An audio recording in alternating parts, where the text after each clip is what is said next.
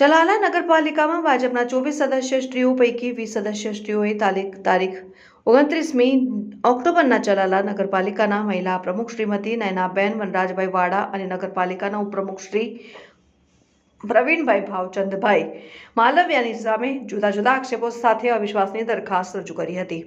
ત્યારબાદ નગરપાલિકાના પ્રમુખશ્રી અને ઉપપ્રમુખશ્રી દ્વારા નિયત સમય મર્યાદામાં સદસ્ય સ્ત્રીઓની સામાન્ય સભા નહીં બોલાવતા માનનીય કલેક્ટર શ્રીએ તારીખ 24ના નગરપાલિકાના સદસ્ય સ્ત્રીઓની સામાન્ય સભા બોલાવવાની સૂચના આપી હતી। જે અન્વયે તારીખ 24ના પ્રાંત અધિકારી શ્રી ધારી દ્વારા ચલાલા નગરપાલિકામાં બપોરના 12 કલાકે નગરપાલિકાના ચૂંટાયેલા સદસ્યોની સામાન્ય સભા બોલાવેલ। અવિશ્વાસ દરખાસ્તની સામાન્ય સભા પૂર્વે જ નગરપાલિકાના મહિલા પ્રમુખ શ્રીમતી નયનાબેન વાડાએ પોતાના પ્રમુખ તરીકેના પદનું કલેક્ટરશ્રીની કચેરીમાં રૂબરૂ જઈ કૌટુંબિક વ્યસ્તતાનું કારણ ધરીને રાજીનામું આપી દીધું હતું। પ્રમુખશ્રીનું રાજીનામું કલેક્ટરશ્રીએ મંજૂર કરી દેતા આજની સામાન્ય સભામાં પ્રમુખશ્રીની સામે કોઈ જ કાર્યવાહી કરવાની રહેતી નહોતી। આજની સામાન્ય સભામાં નગરપાલિકાના 24 સદસ્યો પૈકી 19 સદસ્યો ઉપસ્થિત રહ્યા હતા અને ઉપસ્થિત તમામ 19 સદસ્યોએ અવિશ્વાસની દરખાસ્તની વિરુદ્ધમાં અને ઉપપ્રમુખની તરફેણમાં મતદાન કરતા ઉપપ્રમુખ શ્રી પ્રવીણભાઈ માળવિયા નગરપાલિકાના ઉપપ્રમુખ તરીકે તેના હોદ્દા ઉપર ચાલુ રહ્યા છે। આગામી દિવસોમાં કલેક્ટર સાહેબ શ્રીની સૂચના મુજબ સામાન્ય સભા બોલાવવામાં આવશે અને તેમાં નવા પ્રમુખની વરણી કરવામાં આવશે। સામાન્ય સભા દરમિયાન ચુસ્ત પોલીસ બંદોબસ્ત રાખવામાં આવેલ હતો। રિપોર્ટર રાઠોડ મહેન્દ્રભાઈ, ન્યૂઝ 7 ઇન્ડિયા ચલાલા। સર, જે ભાજપની સ્પષ્ટ બહુમતી હતી છતાં પણ અવિશ્વાસની દરખાસ્ત પાલિકાના પ્રમુખ પર આવી, આજે બેઠક યોજાણી, શું કહેશો? ચલાલા નગરપાલિકા ખાતે નગરપાલિકાના સભ્યો દ્વારા પ્રમુખ તેમજ ઉપપ્રમુખશ્રી વિરુદ્ધ અવિશ્વાસની દરખાસ્ત કરવામાં આવેલી હતી। જે અનુસંધાને પ્રમુખશ્રી તેમજ ઉપપ્રમુખશ્રી દ્વારા આ બાબતે સામાન્ય સભા ન બોલાવતા માનનીય કલેક્ટર સાહેબ દ્વારા આ બાબતે ખાસ સામાન્ય સભાનું આયોજન કરવામાં આવેલ હતું।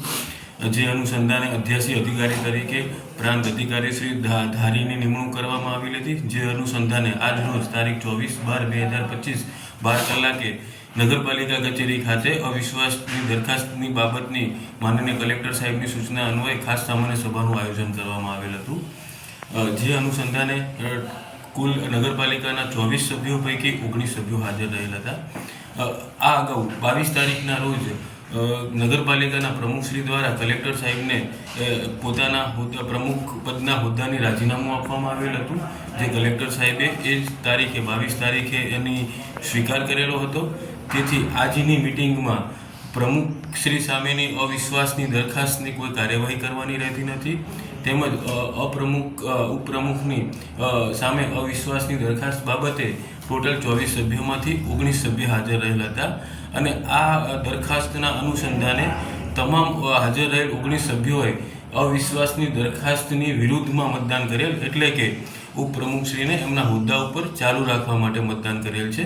આથી ઉપપ્રમુખશ્રી ચલાલા નગરપાલિકા ખાતે ઉપપ્રમુખશ્રી પોતાનો હોદ્દો યથાવત રહેશે, તેમજ પ્રમુખશ્રીએ એમનું રાજીનામું અગાઉથી આપેલ હતું, એટલે ઉપપ્રમુખશ્રીનો હોદ્દો ખાલી પડેલ છે।